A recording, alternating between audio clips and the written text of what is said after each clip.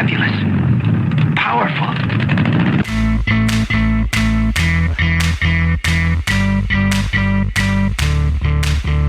He's moving so fast I can hardly see him.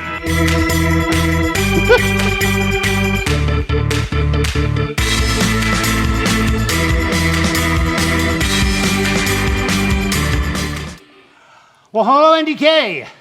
And hello. And welcome to a special episode of the IMMP podcast. My name is Matthew Porter. And I'm Ian Porter. I'm his dad, he's my son, and I make him watch television. Old television. Every episode of the IMMP, I make Ian watch an old movie or TV show or read a book or listen to a record that was important to me in my youth, way back in another millennium in the 20th century. And I get to learn why he's this weird.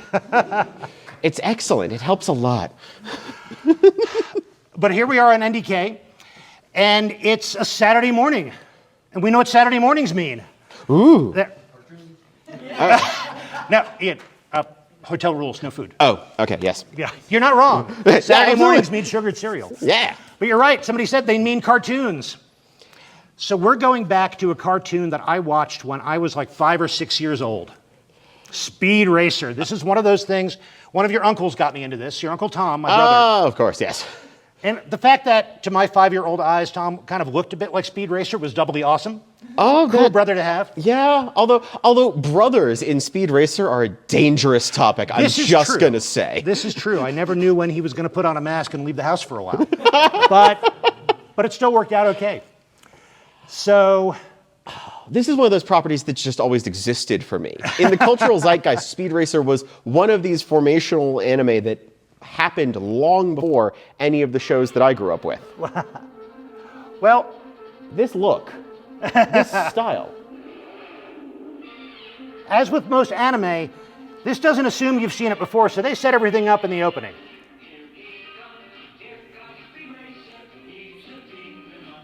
That implies something else.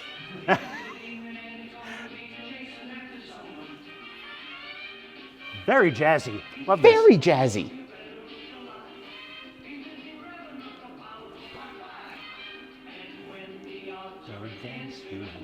Dangerous work to do. Yeah.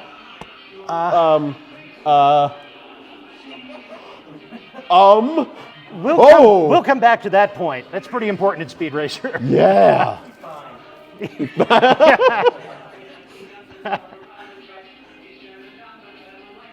This image is like burned into my brain. Oh, just the crossing the map? Yeah, crossing the map into the checkered flag.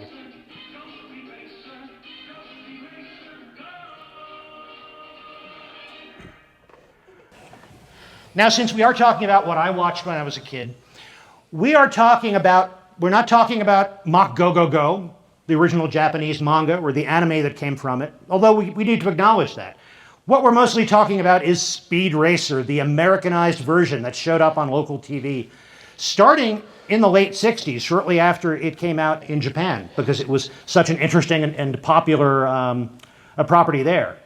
But we do want to acknowledge Go Mifune, the Japanese character Speed Racer, and also Tatsuo Yoshida, who created Speed Racer, who created Mach Go Go Go. And Speed Racer definitely did get some edits and changes, some compiled stories and combined characters from what I understand. But there's a lot of the general structure that does have to carry over, no matter what, with a show like this. Yeah. And one of the reasons I think this adapted so well for American audiences was that it had so many American influences, and we'll talk about that as well. But we also want to acknowledge another person who's pivotal in Speed Racer, and that's Peter Fernandez. Mm-hmm. He had a few things to do with bringing Speed Racer to the US.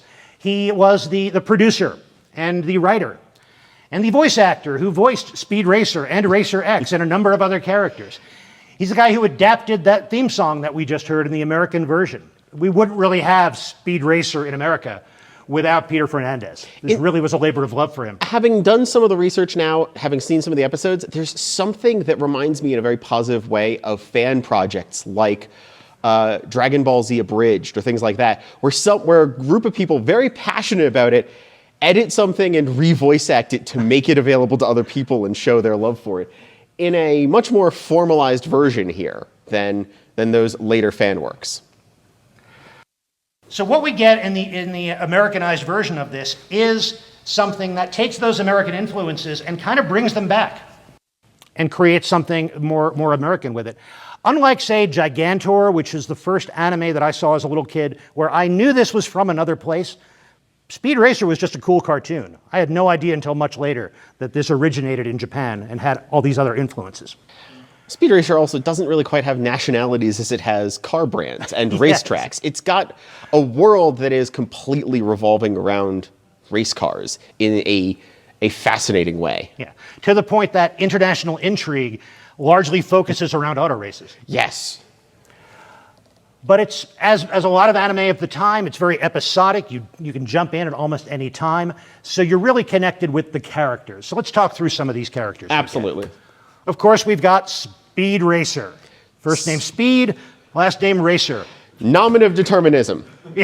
This is a world where what you are named at birth changes everything you do. I'm sorry, if you're named Speed Racer, you're good at car. If you are named Snake Oiler, you are untrustworthy but possibly redeemable. There is no changes. You are just what you are named in a brilliant way. Are you saying that Inspector Detector didn't have a wealth of career opportunities? I'm saying he probably wasn't going to become a pastry chef. But talking about American influences, Speed Racer was influenced by a very specific character in American culture, very popular in Japan in the mid-1960s. And that is Elvis Presley, specifically Elvis Presley in Viva Las Vegas, in which he played a race car driver. Oh, that makes so much sense. You can see in the style of just the production design of the anime, but also the character design of Speed. He's very influenced by Elvis. Yeah. Specifically in Viva Las Vegas. And the jaw. Yes. That That jaw. is absolutely drawn from that. Absolutely. Until the side by side, I hadn't seen how spot on. Although he's got a little bit of the Superman thing going on with the hair Yeah, too. a little bit more of a curly Q there. Yeah. He's got a bit of helmet hair.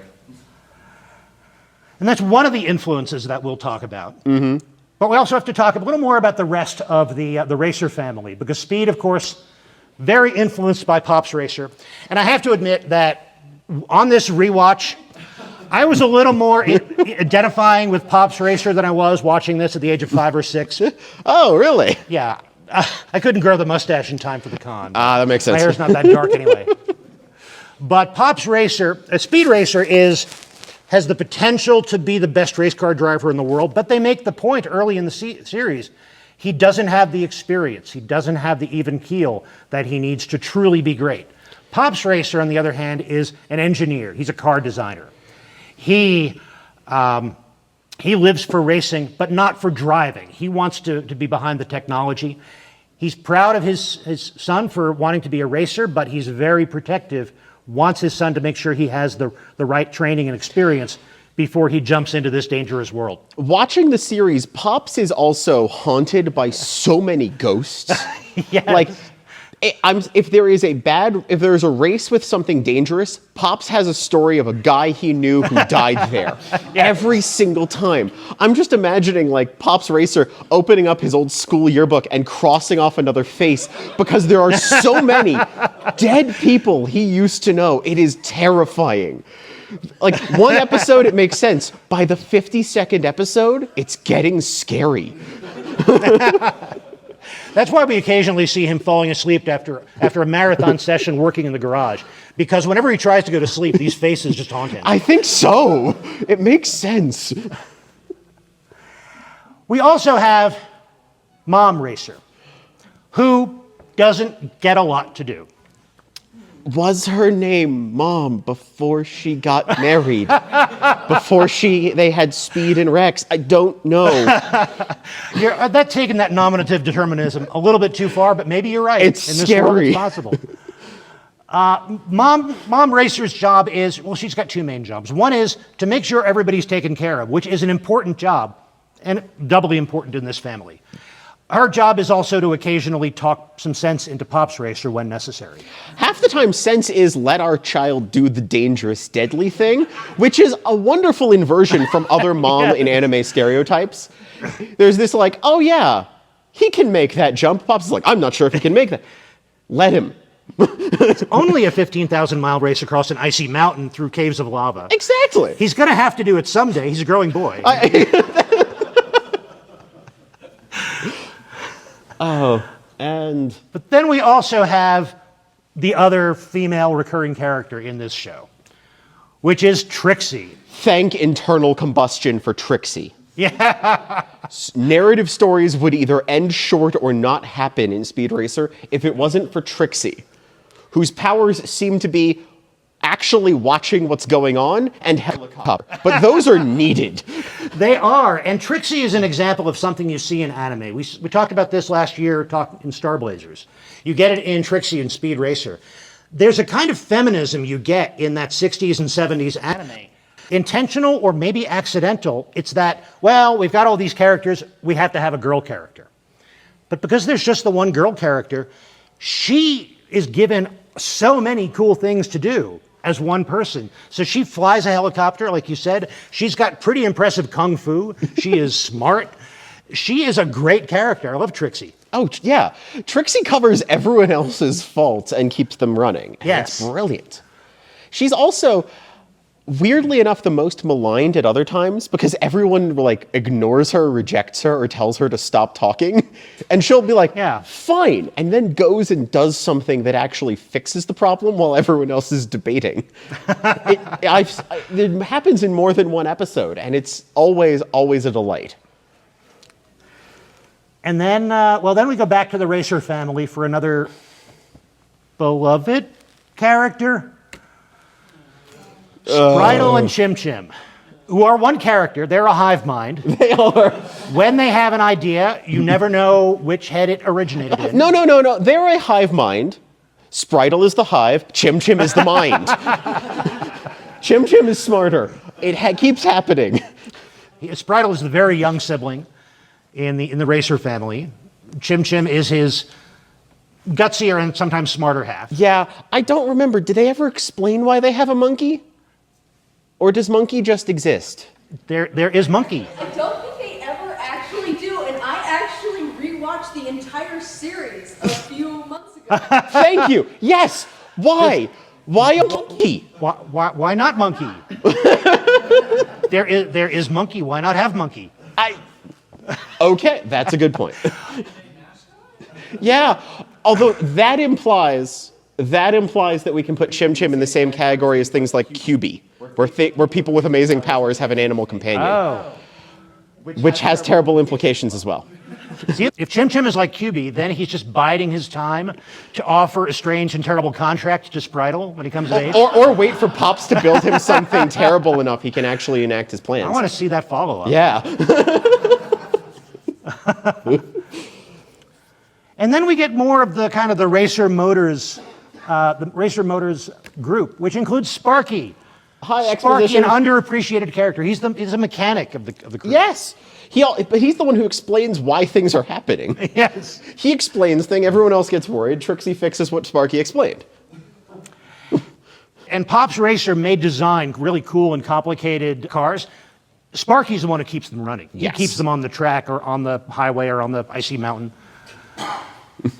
So I like Sparky. He needs more appreciation. On the on-fire icy mountain highway. Yes. And then we get to another character, something I think this is a character in Speed Racer. Most important character. A Mach 5. Absolutely. The pinnacle of Pops Racer's automotive engineering, the most powerful racing car in the world, as they are frequently happy to tell you in the anime.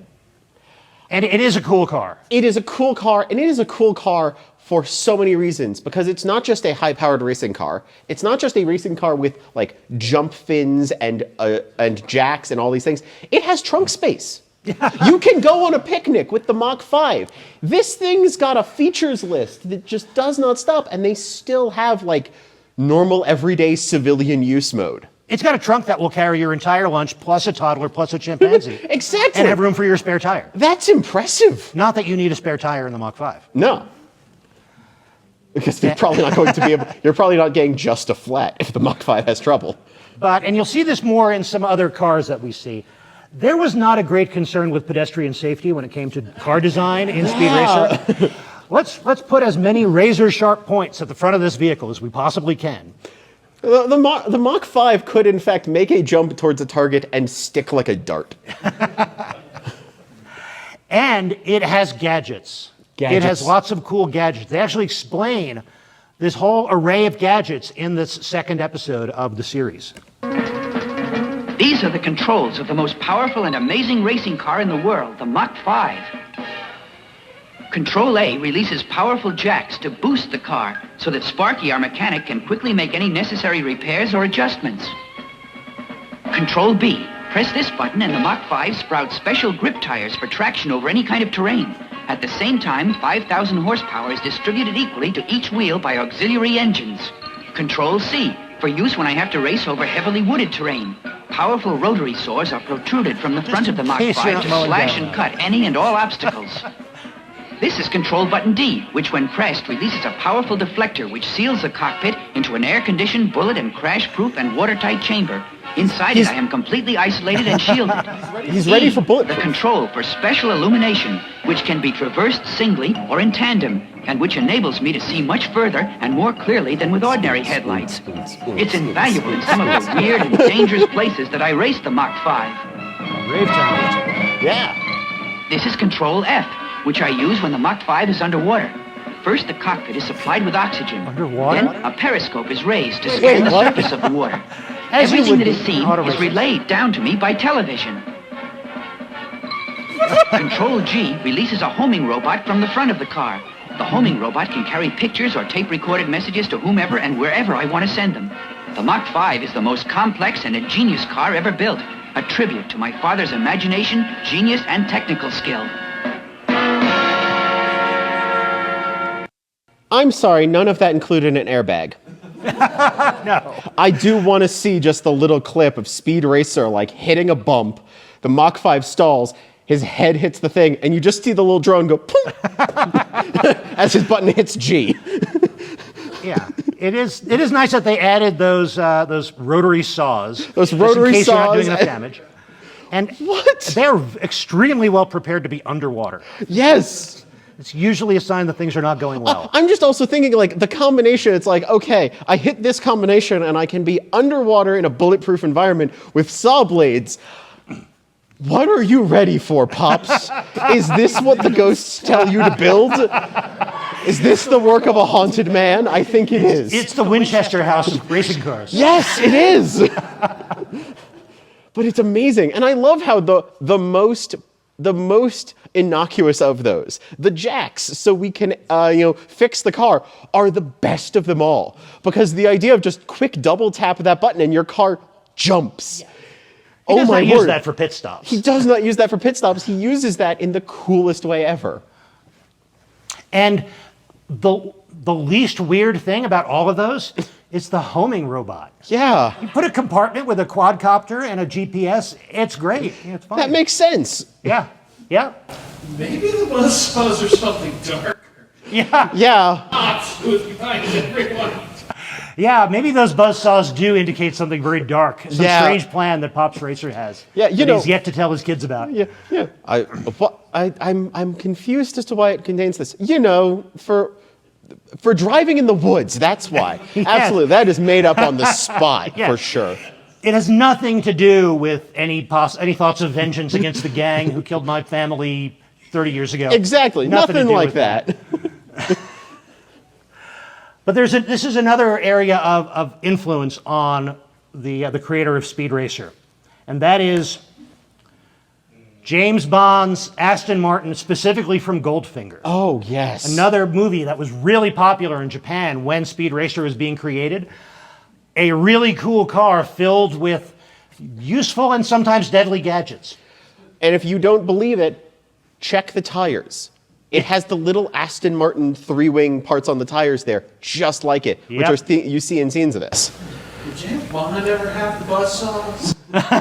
Not James Bond, more his enemies. Yeah, I don't know if he That's had the why buzzsaws. it's scary. So Pops is really preparing his kids to be Bond villains. Which makes a lot of sense, because there is a piece of the Racer family I haven't talked about yet. That's true. There's another character, a recurring character, a guy called Racer X. If he shows up from time to time, he kind of helps out. If there was only some way we could know what his connection was to the Racer family, why he got himself involved. Unknown to Speed, this is his older brother Rex, who ran away from home years ago and is now known as Racer X. Not far away, Racer X, whom Speed does not know is his older brother, races to the rescue. Rex, secretly Speed's older brother who ran away from home years ago, is ready to protect Speed. It's Speed's older brother, Rex, in disguise as Racer X. Speed does not know that the driver of this car is secretly his older brother, Rex, who ran away from home years ago. There's something about him that reminds me of Rex, my brother. Can something be the matter? You're looking at me in a very strange way, Speed. Like trying to send an email chain but not make it look it. He just removed re and posted the same thing. Yes. Yeah, they make sure no matter where you're jumping in, you know who Rex Racer is, and eventually Speed twigs to it in this next to last storyline. I know, but At which point his brother knocks him out and runs away. who told you? The announcer over there trying to hide. Oh, goodness. Oh, but I will say also, like, once again, nominative determinism. Rex Racer. We could have seen this coming. Of course he would go missing in a fiery crash. You named him that. Yes, you named him Rex. Dang it. Every time. Oh, goodness. So that's kind of the setup we have. We have the Racer family, and we have a succession of bad guy racers or difficult races or strange plots they have to deal with. There is a certain structure you get to a Speed Racer story. Oh, yes. There's some kind of upcoming race. Most of their races begin and end at a racetrack and go through bizarre, surreal landscapes on the way. Mm-hmm. And there are some competitors who are sportsmanlike. The very first other racers we meet in the first episode are saying, "Oh, great race, Speed, you beat us fair and square." And then there are guys who are willing to put time bombs in other people's cars or plant traps or use ray guns and everything they possibly can as the weird and evil competitor. And sometimes they just want to win the race, and sometimes they have some other motivations. But there are people being laced with experimental drugs to allow them faster reaction times. There are issues with like cars designed so fast that they cause hallucinations. There's all sorts of wild stuff. Even on what seems like a normal racetrack, the race will be weird and bizarre because something else is wrong. There is never just a standard track in a standard race. No. There's always a twist. And then every episode, every story, there's some aspect of Speed's psychology. How is he feeling about the race? Is he confident enough? Is he overconfident? Is he prepared for this race? How is his relationship with Pops right now? It gives another dimension that was more interesting than so many cartoons that I could see on television when I was a kid. Yes, but at the same time, seeing more of Speed's personality, he is a shonen protagonist. He is our adventurous, plucky hero with the special ability of car, and he's ready to do his thing. The problem is that when things actually start to happen, we realize that Speed's personality is not the protagonists we know nowadays, it's what we'd give the rival. Speed Racer is more like Bakugo. He's more like all of these other characters who are weirdly intense and determined and get really dismissive and aggressive. He is scary and dangerous if he gets interrupted. It is actually frightening because it felt like there was no purely happy-go-lucky character except Spritle and Chim Chim. Which I don't want to think about. And even Spritle could be pretty dark. Even Spritle could be dark. You try to get at Spritle snacks, you're in for trouble. Yes, that's true. That kid is just powered by sugar. Understandable, but still. And yeah, we talked about the fact that there are all these weird thrills and dangers and strange landscapes, and they literally are. driving over the Alps. They're driving through lava caves. They're driving through dark forests. And usually these appear to be hundreds or thousands of miles, these races. Yes. It's more Le Mans, less NASCAR. I guess so. Where it's always an rally racing. endurance race. There's a lot of, a rally stuff in there. We're not dealing with go fast, turn left. We're dealing with go fast, jump cliff. Yeah. And not everybody comes through there. There is the unexpected help, sometimes from Racer X, sometimes from someone else. Secretly, Speed Racer's brother. What? Come on. And then something else that features in every single Speed Racer story is the carnage. The today almost unfathomable levels of violence. Yes. Sometimes it's firearms, you're right. Sometimes it's dosing people with strange chemicals. And very often it is car wrecks. And lots of car wrecks. There is so much carnage.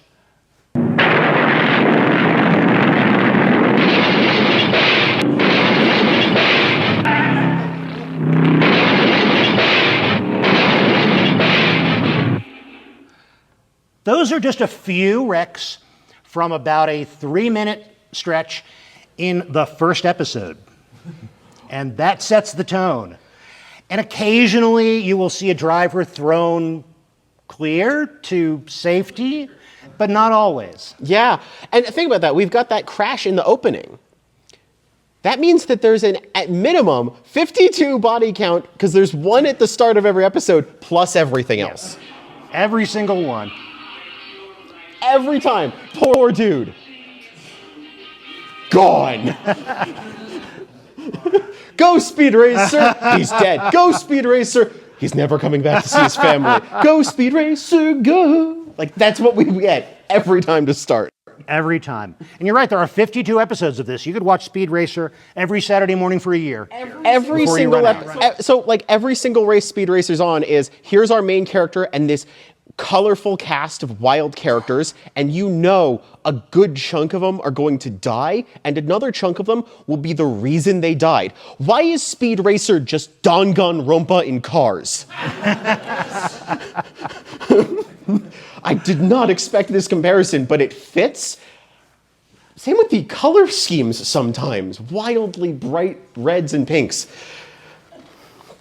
I just was not ready for the number of deaths. And they even have fun with the people who don't. Someone who doesn't is a big surprise. They expect them all to die. So that's kind of our setup. That's where with the building blocks that we have. Yes. For Speed Racer. So I didn't make you watch all 52 episodes. No, you didn't. You're welcome to go back and see them, though. They're all on Plex, by the way, for free. Mm-hmm. But the first episode we watch, and most of them are two-parters. They're storylines with 2 episodes. There are a few one-parters. There's 1 or 2 three-parters. But a little bit unusual for the time. They expected you to come back for at least 1 more episode.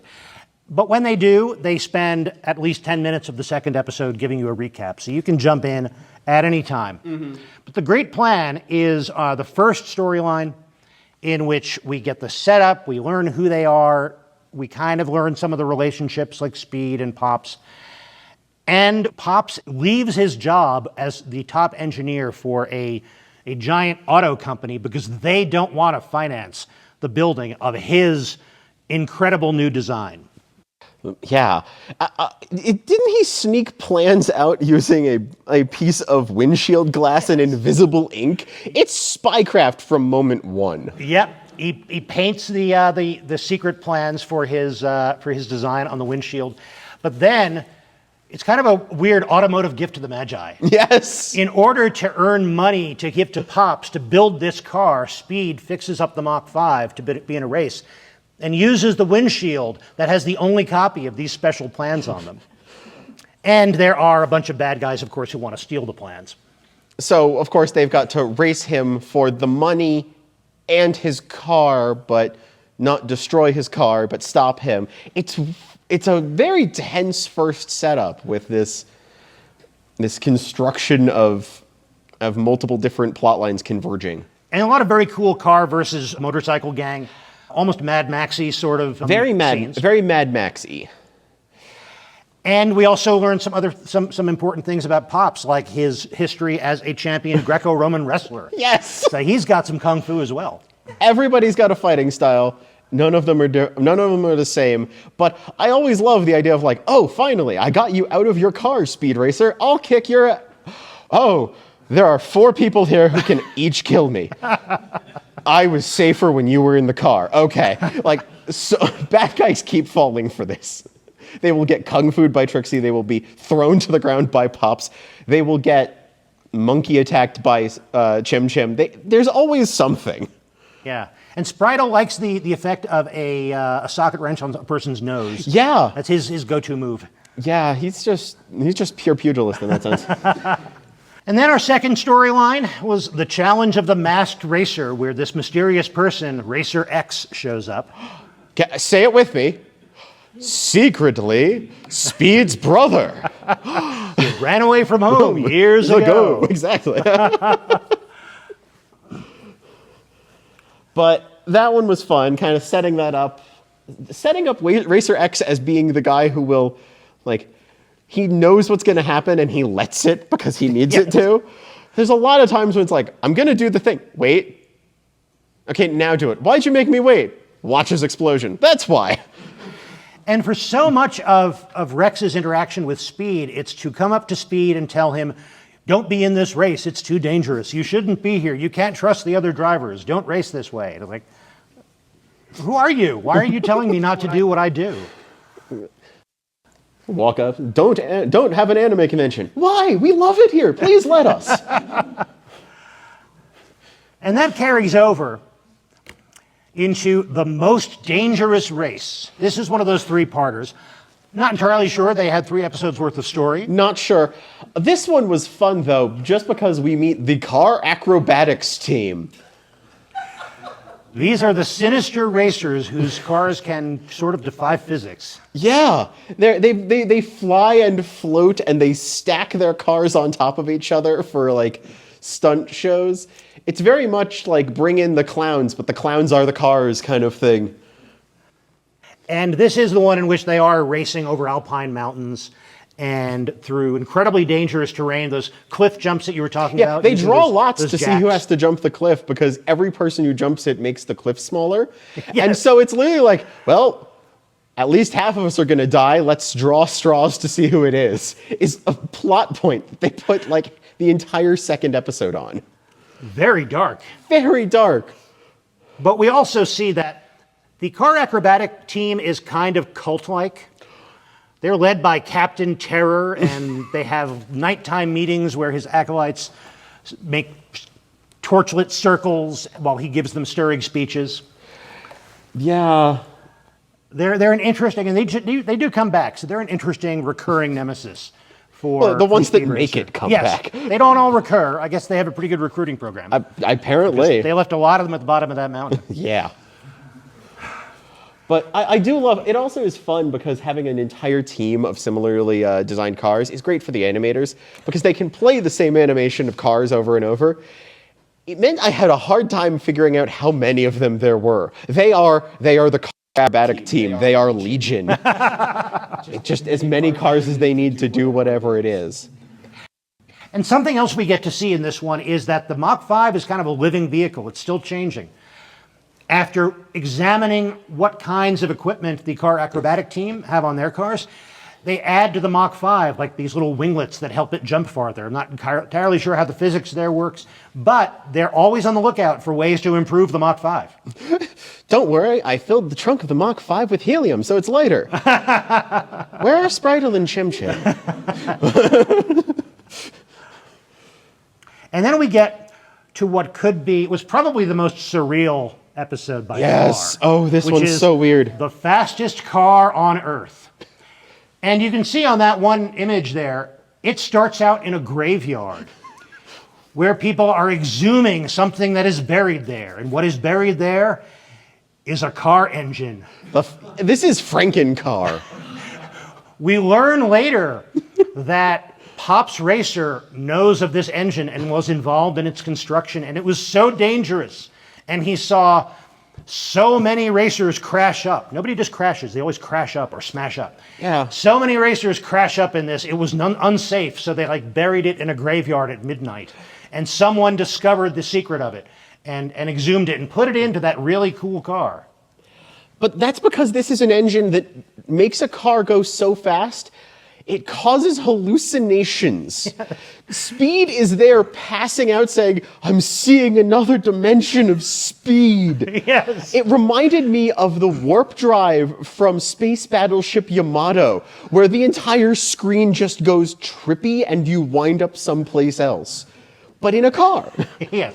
I don't have the clip about reaching a dimension only accessible through speed, because there are rules about promoting substance use at NDK, yes. And I did not want to come close to that line. But yes, this was so strange. And this is the one where in order to withstand the effects of driving the car with this incredible engine, they had this aerosolized substance, this drug that they would spray the drivers with. And these are the bad guys who wanted to use this engine. And it allowed people to withstand driving this car for a while. It was also negated with water, yes. So you wound up with like these drivers slowly dehydrating and begging for a drink while they try to avoid losing their minds in the face of incredible velocity. Were they like essentially giving their drivers spray on rabies? I guess maybe to withstand this. Like. Hi, we figured out that the only thing that could survive going this quick is a raccoon. So here, we launch you out of a cannon. And then we also watched the return of the car acrobatic team. That's Captain Terror, by the way. Dude's got branding. Yes, and torch-wielding acolytes. So, what more do you need? But this was an interesting one because it almost showed a kind of redemption arc for Captain Terror and the car acrobatic team, because it starts out with Speed gets a challenge from the car acrobatic team for a rematch, another Alpine race, and the car acrobatic team on mountaintops saying, we're finally going to beat Speed Racer. And then we cut to the International Spy and Espionage and Anarchy Syndicate, where we get to see a whole lot of clips of previous Speed Racer episodes. This was a clip show. But they finally want to take out Speed Racer. And it turns out that the spies sent the messages to both to set up this race so that they could take out Speed Racer and so that they could draw out this Racer X, who they know is working for the International Criminal Secret Police. And we want to take him out because they've been thwarting our plans. Don't worry, he's Interpol? Okay. But there is a redemption arc, sort of, because once they learn that all of this was a setup and that our cars have been booby-trapped with time bombs and people are interfering with the honor of racing, they team up with Speed and Racer X, drive their booby-trapped cars to the spy's hideout, and then run away, blowing the spy's hideout to Kingdom Come. For once, the people who die in an episode of Speed Racer are not the people in cars. Yes. That's actually rare. So that gave you kind of a taste of Speed Racer. That gave me a good idea. This gives you a good variety. There's plenty of episodes, plenty of races in between, but this is the ones we really watched. Yep. And that brings us to our main questions. Our final questions for every episode is binge or no binge? Do you recommend that people go out of their way to watch Speed Racer? Honestly, I'm going to say yes, but I'm going to give it a caveat like I sometimes do. Speed Racer is an anime for sure. But in terms of its writing and pacing, it's a radio drama. They explain everything very well.